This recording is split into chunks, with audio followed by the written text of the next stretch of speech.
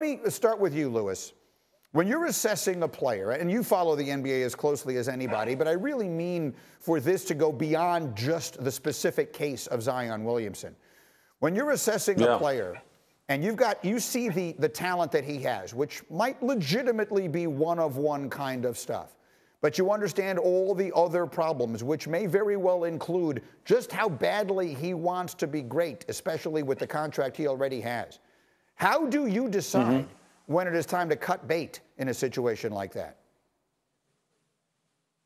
Yeah, when you juxtapose this, Greeny, with a guy like Ja, right, they have two different kinds of issues, right, as far as I know. Now, I mean, I'm not an expert on basketball and these guys in particular, but from what I know, look, it's like this.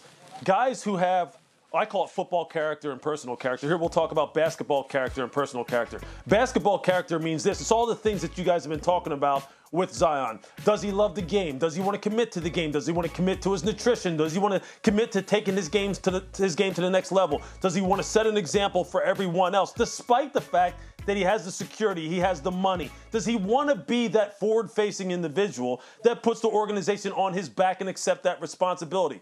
Well, to me, it sounds like the answer is no, no, no, no, no, and no. So those kind of guys, when you juxtapose them with guys who have personal character issues, meaning they're hanging around the wrong people, making bad decisions off the field, off the court, you know, maybe just being young and immature and dumb, I will give the benefit of the doubt to the guys who have personal character issues, who you can work with as far as their maturity, much more so than I will tolerate, or I can tolerate guys who just don't care. Who just say, hey, you know what? I play this game because I'm good at it. I play this game because I make a lot of money.